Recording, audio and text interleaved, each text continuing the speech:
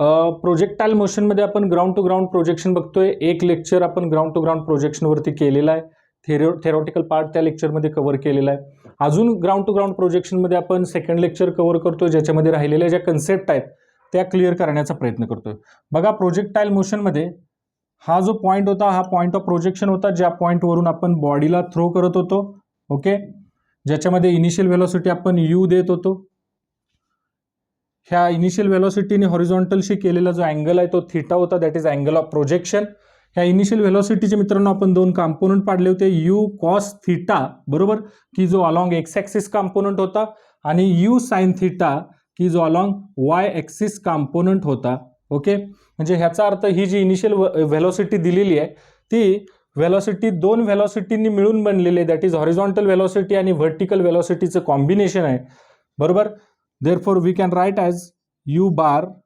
ही जी व्हेलॉसिटी आहे हिला वेक्टर फॉर्ममध्ये लिहितोय बघा मी, u cos theta i cap. Sir i cap का यूज केला? आता हा जो यू कॉस थीटा कंपोनंट आहे हा along positive direction of x axis आहे, आणि positive direction of x axis previous लेक्चरला आपण बघितल्यासारखं की आपण युनिट वेक्टर आय कॅप घेत असतो डायरेक्शन इंडिकेट करण्यासाठी along positive direction of x axis.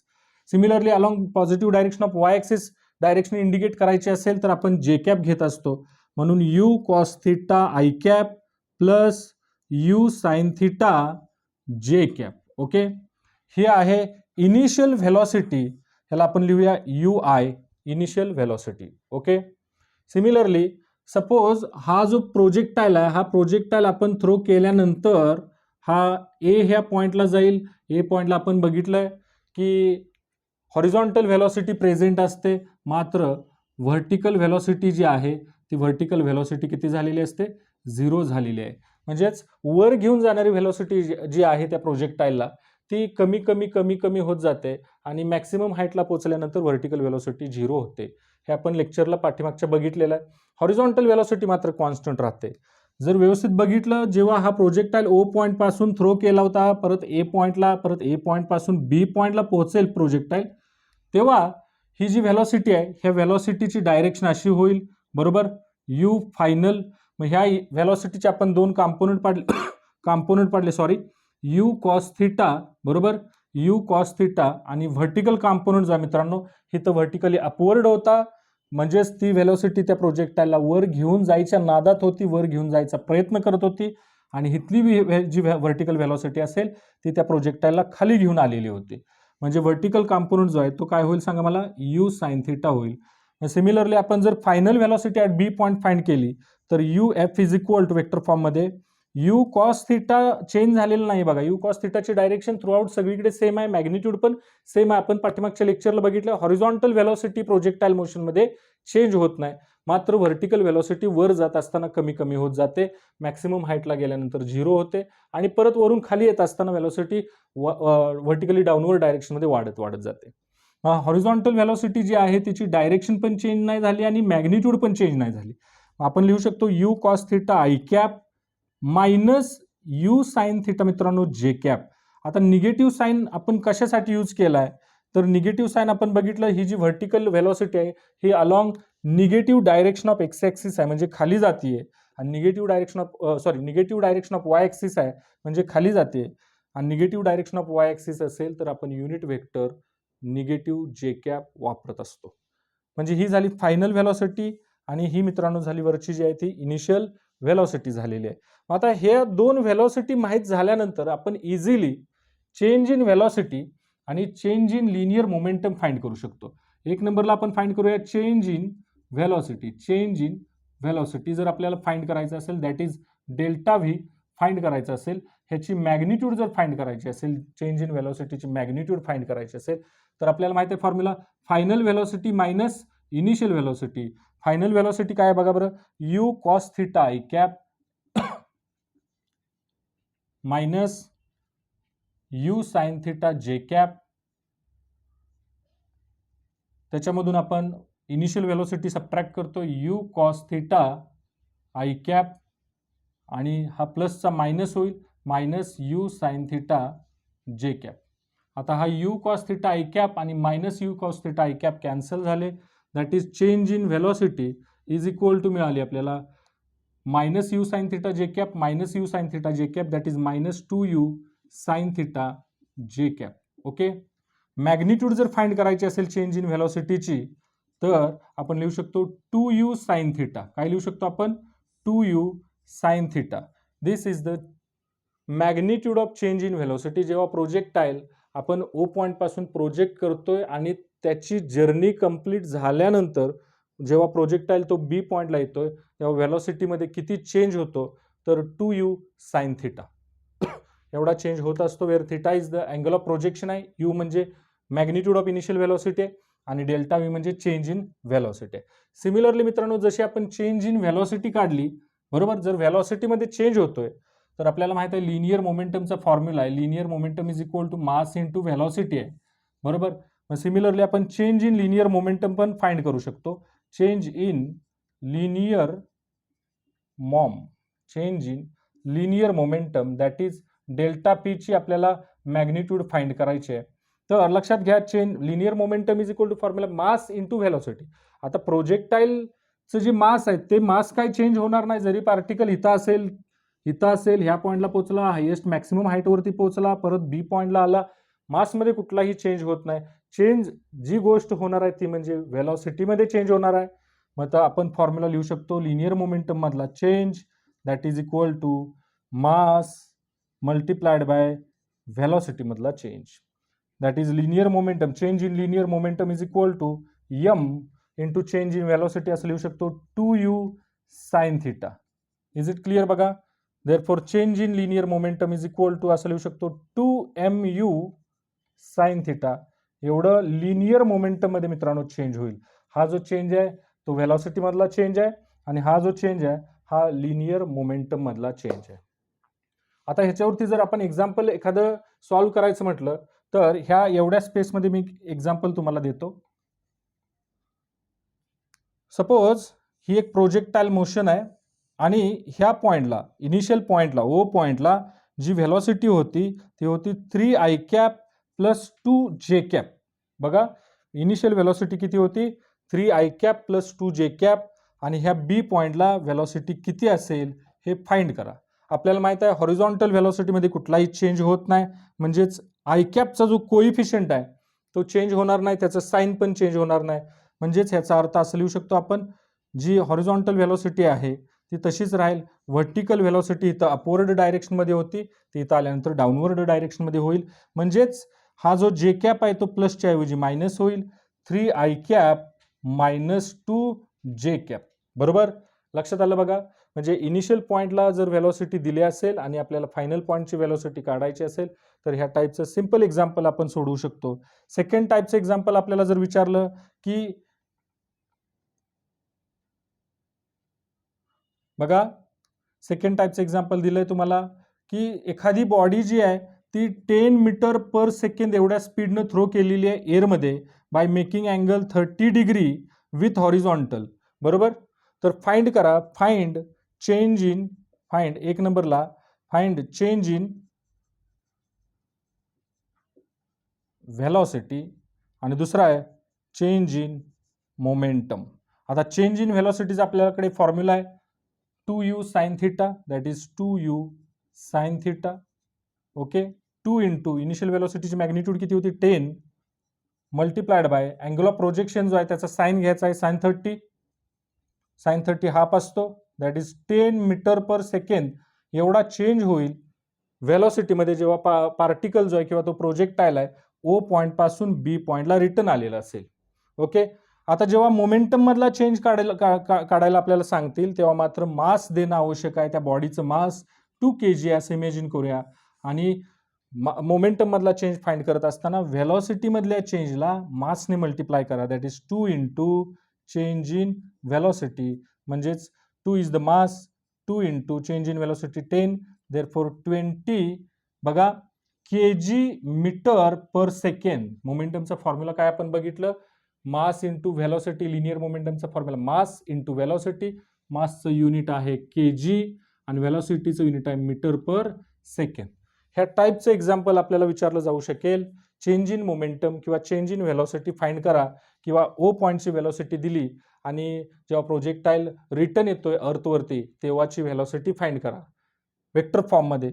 तर ह्या टाईपचं एक्झाम्पल आपण सोडवू शकतो इझीमध्ये. बघा मित्रांनो, तुम्ही व्हिडिओ पॉज करून हे लिहून घेऊ शकता. तुम्हाला जर फॉर्म्युला हवा असेल चेंज इन व्हेलॉसिटी काढण्यासाठी किंवा चेंज इन मोमेंटम काढण्यासाठी, हे फॉर्म्युले तुम्ही यूज करू शकता. ह्या टाईपचं एक्झाम्पल सोडवण्यासाठी ते फॉर्म्युले युजफुल आहेत.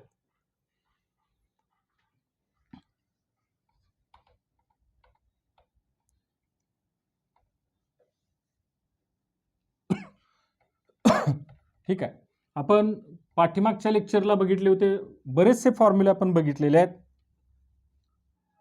ज्या विद्यार्थ्यांनी आज फर्स्ट टाइम हे लेक्चर बघताय त्यांनी पाठीमागचे लेक्चर जे ग्राउंड टू ग्राउंड प्रोजेक्शन किंवा projectile motion part 1 theoretical part जो आहे तो बघून घ्या. पाठीमागच्या लेक्चरला आपण जे फॉर्म्युले बघितले होते एकदा रिवाइज करून घेतो फास्टमध्ये. सपोज ही प्रोजेक्टाईल मोशन आहे, हा जो आहे हा अँगल ऑफ प्रोजेक्शन आहे. ओके, इनिशियल व्हेलॉसिटी यू होती, व्हेलॉसिटीचा हॉरिझॉन्टल कंपोनेंट की जो चेंज होत नाही you cos theta, vertical component you sine theta, आणि ही जी आहे ही मॅक्सिमम हाईट होती एच मॅक्स. ओके, आणि हे जे हॉरिझॉन्टल डिस्टन्स आहे ह्याला आपण म्हणलं होतं हॉरिझॉन्टल रेंज म्हटलं होतं. वर जायला लागणारा टाइम, दॅट इज एक नंबरला फॉर्म्युला होता time of ascent u sine theta by g. खाली यायला लागणारा टाइम पण तेवढाच होता. 2 नंबरला time of flight capital T ने आपण रिप्रेझेंट केला होता बघा, 2u साइन थिटा बाय जी.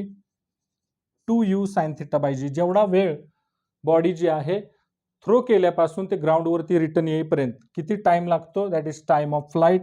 3 नंबरला आपण फॉर्म्युला बघितला होता maximum height H max is equal to formula आला होता U square sine square theta upon 2g. ह्याच्यावरून लक्षात आलं की मॅक्सिमम हाईट जी आहे ती अँगल ऑफ प्रोजेक्शन वरती डिपेंड आहे ॲज वेल ॲज इनिशियल व्हेलॉसिटी वरती डिपेंड आहे. ह्याचा जर थोडासा बारकाईने तुम्ही व्यवस्थित विचार केला मित्रांनो, तर ही जी आहे ही व्हर्टिकल व्हेलॉसिटी आहे बरोबर, आणि ही जी आहे ही व्हर्टिकल व्हेलॉसिटी आहे आणि ही जी आहे ही हॉरिझॉन्टल व्हेलॉसिटी आहे. ह्याचा जर थोडासा बारकाईने विचार केला आपण असं लिहू शकतो U sine theta bracket raise to 2 divided by 2g, आणि ह्या यू साइन थिटालाच आपण लिहू शकतो यू वाय चा square upon 2g. That means we can say that maximum height purely depends on vertical component of velocity. Maximum height purely depends on vertical component of velocity of projection. इथं सुद्धा आपण बघू शकतो की time of flight जो आहे तो सुद्धा यू साइन थिटावरती डिपेंड आहे. म्हणजेच असं लिहू शकतो आपण 2uy upon G. Time of flight also depends on vertical velocity of the projection. लक्षात आलं का बघा. ह्याच्यानंतर आपण 4 नंबरला फॉर्म्युला बघितला होता हॉरिझॉन्टल रेंजचा, R is equal to you square sine 2 theta upon g. हा हॉरिझॉन्टल रेंजचा फॉर्म्युला होता. हे 3 ते 4 फॉर्म्युले आपण प्रिव्हियस लेक्चरला बघितले होते. ह्यांचं डेरिव्हेशन बघितलेलं आहे. जर डेरिव्हेशन विद्यार्थ्यांना बघायचं असेल तर पाठीमागचं lecture that is ground to ground projection part 1 theoretical part 1 आपण बघू शकता. त्याच्यानंतर आपण अजून एक गोष्ट ऑब्झर्व केली होती की 2 अँगलसाठी मित्रांनो, 2 अँगलसाठी थिटा अँड 90 मायनस थिटा ह्या 2 अँगलसाठी आर जो आहे हॉरिझॉन्टल रेंज जे ती कशी असते, सेम असते. म्हणजेच ह्याचा अर्थ असा की एक बॉडी तुम्ही 30 डिग्रीने थ्रो करताय, किती डिग्रीने, 30 डिग्रीने, आणि सपोज दुसरी बॉडी जी आहे 90 मायनस 30 दॅट इज 60 डिग्रीने थ्रो करताय. ओके, एका बॉडीचा अँगल ऑफ प्रोजेक्शन 30 डिग्री आणि दुसऱ्या बॉडीचा अँगल ऑफ प्रोजेक्शन 60 डिग्री असेल तर एक गोष्ट फिक्स आहे मित्रांनो, त्या दोन्हीही बॉडी ज्या पॉईंटवरून फेकल्या त्या पॉईंटवरून ते ज्या पॉईंटवरती पडतील ते दोन्ही पॉईंट मित्रांनो दोन्ही बॉडींचे सेम असतील. म्हणजे हॉरिझॉन्टल रेंजेस सेम असतील. लक्षात आलं. मात्र एक बॉडी ज्या हाईटवरती जाईल तेवढ्याच हाईटवरती दुसरी बॉडी जाणार नाहीये. म्हणजे हाईटमध्ये डिफरन्स आहे ॲज वेल ॲज एका बॉडीला लागणारा टाइम दुसऱ्या बॉडीला लागणारा टाइम, हा टाइम ऑफ फ्लाईटमध्ये सुद्धा डिफरन्स आहे. आता ह्याच लेक्चरला आपण बघणार आहे की हाईटमध्ये कसा डिफरन्स आहे. सपोज फर्स्ट बॉडीचा विचार करूया. फॉर फर्स्ट बॉडी बरोबर, फॉर फर्स्ट बॉडी की जी अँगल किती फेकलेली आहे, थिटा एवढा अँगल बनवून फेकलेली आहे, तिची हाईट जी आहे ती हाईट आपण फाइंड करू. h1 is equal to height, maximum हाईटचा फॉर्म्युला बघा u square sine square theta upon 2g. मित्रांनो थ्रो करत असताना दोन्ही बॉडींना आपण जे स्पीड दिलं होतं यू जो होता तो सेम ठेवला होता. अँगल मात्र डिफरंट ठेवतोय फक्त. मग जी बॉडी 30 डिग्रीने फेकतोय किंवा थिटा एवढ्या अँगलने फेकतोय ती बॉडी किती हाईट वरती जाते आपण फाइंड करूया. U square sine square theta upon 2g. आणि जी सेकंड बॉडी आहे मित्रांनो, फॉर सेकंड बॉडी जी बॉडी 90 मायनस थिटा एवढ्या अँगलने थ्रो करतोय आपण, ती किती हाईट वरती जाते आपण फाइंड करूया. h2 is equal to you square sine square 90 minus theta divided by 2g. आता साइन स्क्वेअर 90 मायनस थिटा आपल्याला सगळ्यांना माहित आहे कॉस स्क्वेअर थिटा येत असतो. Therefore h2 is equal to you square cos square theta divided by 2g. ही झाली second height, second बॉडीने अटेंड केलेली मॅक्सिमम हाईट, आणि ही झाली फर्स्ट हाईट, फर्स्ट बॉडीने अटेंड केलेली मॅक्सिमम हाईट आहे. आता ह्या दोन हाईटचा आपल्याला आयदर रेशो घेऊ शकतो आपण, त्या दोन्ही हाईटची ॲडिशन घेऊ शकतो, त्या दोन्ही हाईटची सबट्रॅक्शन घेऊ शकतो, त्या दोन्ही हाईटचं आपण मल्टिप्लिकेशन घेऊ शकतो ॲज पर आवर रिक्वायरमेंट. आपण सुरू करूया. एक नंबरला हाईटचा ratio h1/h2 is equal to, इथून सुरू करूया. h1 ची व्हॅल्यू आहे u square sine square theta upon 2g divided by u square cos square theta upon 2g. 2g ला हा 2g कॅन्सल होईल, यू स्क्वेअरला यू स्क्वेअर कॅन्सल होईल, sine square by cos square is equal to tan square theta एवढा येईल. That means हाईटचा जो ratio आहे मित्रांनो h1/h2 इज इक्वल टू किती येईल सांगा मला, टॅन स्क्वेअर थिटा एवढा येईल. बरोबर. आपण काय शिकतोय तर एक बॉडी थिटाने आणि दुसरी बॉडी 90 मायनस थिटा एवढ्या अँगलने आपण प्रोजेक्ट करतोय, सॉरी एकाच पॉइंट पासून, बरोबर. तर आणि सेम व्हेलॉसिटीने प्रोजेक्शन करतो, हे पण महत्वाचं आहे मित्रांनो.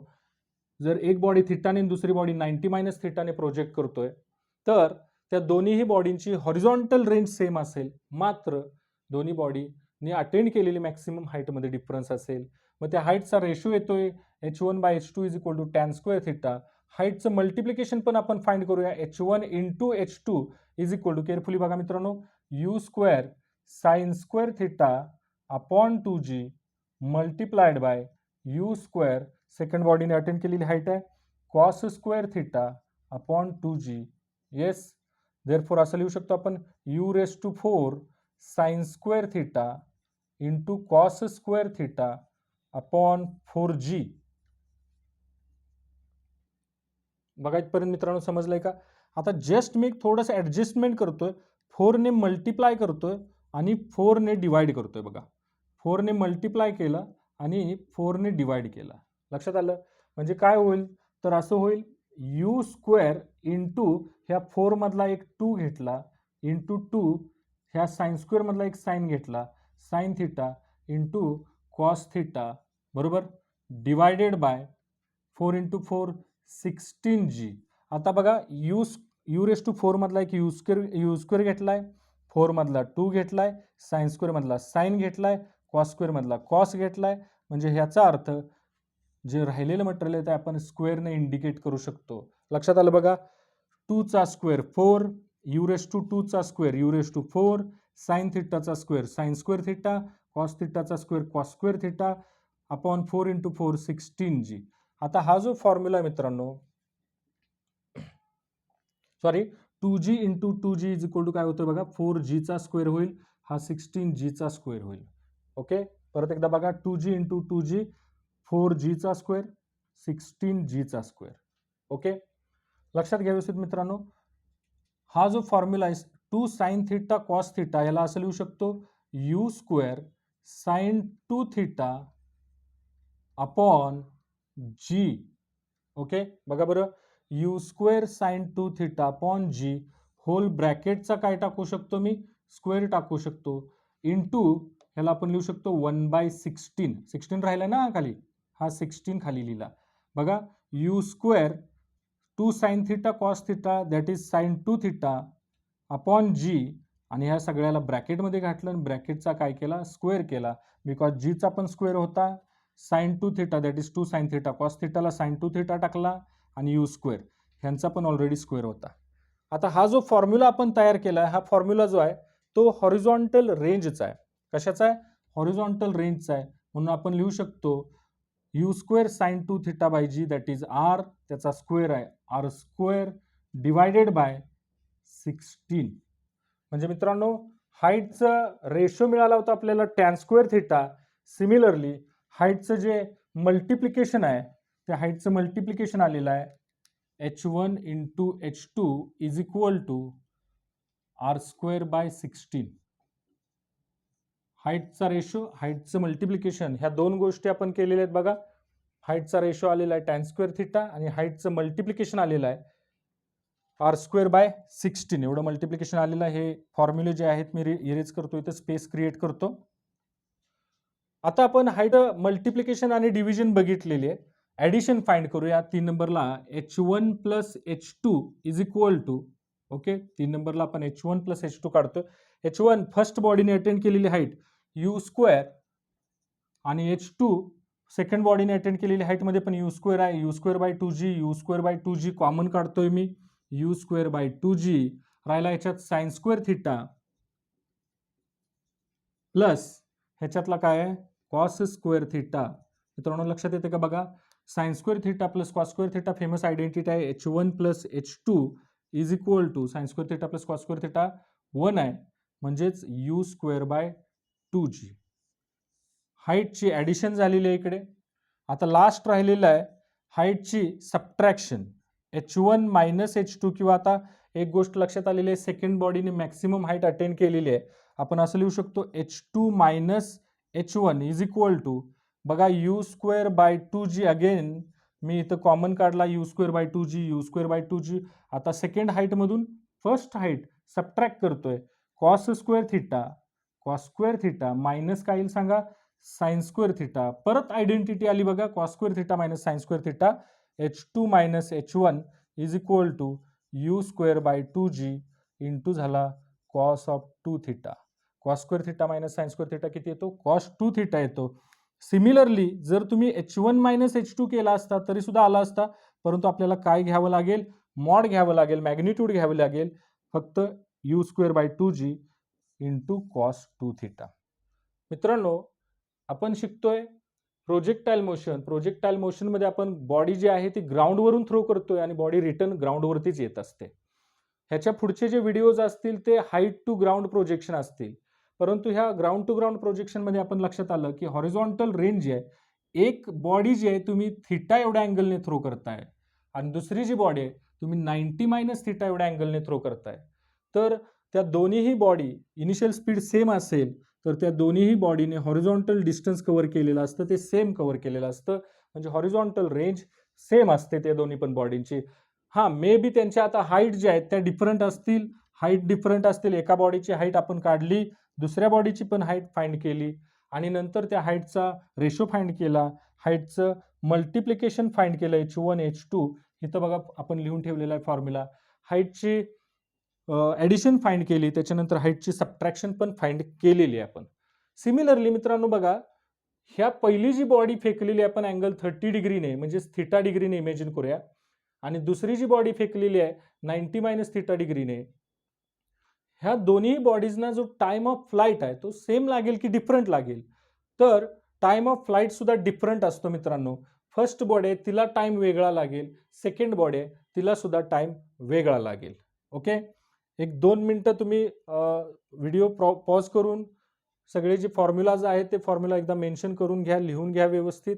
आणि लिहून घेताना कसं लिहायचं आहे मित्रांनो, तर आपल्या भाषेत तुम्हाला ज्या लँग्वेजमध्ये समजतंय फिजिक्स त्या लँग्वेजमध्ये लिहायचं आहे की इफ बॉडी, समजा मराठीत लिहित असाल तर एक बॉडी थिटाने आणि दुसरी बॉडी 90 मायनस थिटाने.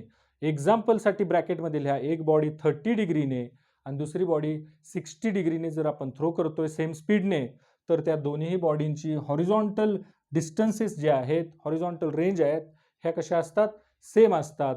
मग त्या दोन बॉडीने अटेंड केलेल्या ज्या मॅक्सिमम हाईट आहेत त्या डिफरंट आहेत आणि त्या हाईटचा जो रेशो आहे किंवा त्या हाईटचं मल्टिप्लिकेशन आहे ते खालील प्रमाणे आहे. असं लिहून सगळे फॉर्म्युले मेन्शन करायचे मित्रांनो. हाईटचा रेशो, हाईटचं मल्टिप्लिकेशन, हाईटची ॲडिशन, हाईटची सबट्रॅक्शन.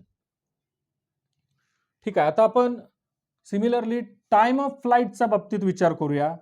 एक बॉडी जी थ्रो केलेली आपण थिटाने आणि दुसरी जी बॉडी थ्रो करतोय 90 मायनस थिटाने, तर दोन्ही बॉडीजना सेम टाइम लागतोय की डिफरंट टाइम लागतोय, एकदा चेक करून बघूया आपण. बघा, ही जी फर्स्ट बॉडी आहे, फर्स्ट बॉडीला लागणारा टाइम जो आहे time of flight T1, basically time of फ्लाईटचा जो फॉर्म्युला आहे T is equal to 2u sine theta by g आहे. 2u sine theta by g हा टाइम ऑफ फ्लाईटचा फॉर्म्युला आहे. मग फॉर फर्स्ट बॉडी असं लिहूया, फॉर फर्स्ट बॉडी की जी थिटा एवढ्या अँगलने आपण थ्रो केलेली आहे, for first body T1 is equal to 2u sine theta upon g, आणि for second body T2 is equal to 2u sine 90 minus theta. मित्रांनो, सेकंड बॉडी जी आहे ती आपण किती अँगलने थ्रो करतोय, 90 मायनस थिटा एवढ्या अँगलने थ्रो करतोय. 2u sine 90 minus theta by g. आपल्याला ही पण आयडेंटिटी माहित आहे, sine 90 minus theta that is cos theta. Therefore T2 is equal to 2u cos theta upon g. हा जो आहे हा एवढा टाइम सेकंड बॉडीला लागला आणि हा जो आहे हा एवढा टाइम फर्स्ट बॉडीला लागला. मग आता ह्या दोन्ही टाइमचा जर आपल्याला फाइंड करायचा असेल रेशो, तर आपण लिहू शकतो एक नंबरला टाइमचा रेशो T1 बाय T2 कसा येईल बघा बरं. 2u sine theta by g first बॉडीसाठी लागणारा जो टाइम होता जर्नी कंप्लीट करण्यासाठी तो लिहिला. त्याच्यानंतर सेकंड बॉडीसाठी 2u cos theta by g, हा जो जी ला जी कॅन्सल होईल, 2u ला 2u कॅन्सल होईल, sine by cos that is tan. टाइमचा जो रेशो येईल टाइम ऑफ फ्लाईटचा तो T1 by T2 is equal to येईल टॅन थिटा. ओके, हा आपण रेशो फाइंड केला टाइमचा, टाइम ऑफ फ्लाईटचा. फर्स्ट बॉडीला टाइम लागेल, सेकंड बॉडीला लागलेला टाइम. सिमिलरली टाइमचं मल्टिप्लिकेशन फाइंड करायचं जर असेल, T1 into T2 is equal to first आहे 2u sine theta by g, okay, into 2u cos theta by जी. लक्षात घ्या व्यवस्थित. इथं आता ह्याच्यामध्ये आपल्याला काय फॉर्म्युला तयार होतोय का बघूया. आता हा जो आहे मित्रांनो 2 साइन थिटा कॉस थिटा मला दिसायला लागलाय बघा. 2u अपॉन जी बाहेर काढला राहतोय बघा आता हा, into 2 sine theta into cos theta. बघा 2u into 2u that is 4u चा स्क्वेअर, 2u स्क्वेअर बाहेर काढावं लागेल मित्रांनो. 2u स्क्वेअर, एक 2 बाहेर काढला, u into you you square बाहेर काढला, आपण जी इंटू जी जी स्क्वेअर बाहेर काढला, राहिला 2 साइन थिटा कॉस थिटा. हा काय झाला मित्रांनो, साइन 2 थिटा झाला. 2u square by sine 2 theta by g, 2u square into sine 2 theta by g. ह्याला असं लिहू शकतो मित्रांनो आपण 2u बाय जी, ओके, किंवा 2 बाय जी. जनरेट करूया फॉर्म्युला, एखादा होतोय का. 2 इंटू सॉरी इथं जी स्क्वेअर येईल, 2 by g u square sine 2 theta, u square sine 2 theta whole divided by g. Okay, बघा बरं मी काय केलं, परत एकदा एक्सप्लेन करतो व्यवस्थित, कन्फ्यूज व्हायला नको. T1 इंटू T2 कसं लिहिलंय बघा, 2u sine theta by g first बॉडीसाठी लागणारा टाइम, T2 सेकंड बॉडीसाठी लागणारा time 2u cos theta by g. हा एक कसा लिहिला मी, 2 एकच बाहेर काढलाय, 2 होते ऍक्च्युली, 2 इंटू 2 2 होते, एक बाहेर काढला, u into you you square लिहिला, आपण जी इंटू जी जी स्क्वेअर, राहिलेला एक 2 आतमध्ये, 2 sine theta into cos theta that is sine 2 theta लिहिला, 2u square sine 2 theta upon g चा स्क्वेअर. ओके, हा एक 2 आणि हा जो आहे जी स्क्वेअर मधला एक जी बाहेर काढला, राहिला काय u square sine 2 theta by g, आणि हा जो u square sine 2 theta by g आहे ह्यालाच आपण म्हणतो हॉरिझॉन्टल रेंज 2r बाय जी. म्हणजे हा जो टाइमचा मल्टिप्लिकेशन आलं T1 into T2 is equal to झालं 2r बाय जी झालं. बघा, एक बॉडी थिटाने आणि दुसरी बॉडी जी आहे ती 90 मायनस थिटा एवढ्या अँगलने आपण थ्रो करतो एअरमध्ये प्रोजेक्टाईल मोशनमध्ये. तर त्या दोन्ही बॉडींची हॉरिझॉन्टल रेंज आहे मित्रांनो ती कशी असते, सेम असते, मात्र त्यांनी अटेंड केलेल्या मॅक्सिमम हाईट असतील किंवा त्या दोन्ही पण बॉडींना लागणारा टाइम जो आहे तो टाइम डिफरंट असतो, मॅक्सिमम हाईट डिफरंट असतात. मग हाईटचा रेशो काय असतो, हाईटचं मल्टिप्लिकेशन काय असतं, हाईटची ॲडिशन काय असते, हाईटची सबट्रॅक्शन काय असते ते आपण बघितलं. सिमिलरली टाइमचं मल्टिप्लिकेशन, टाइमचा रेशो सुद्धा आपण बघितलेला आहे.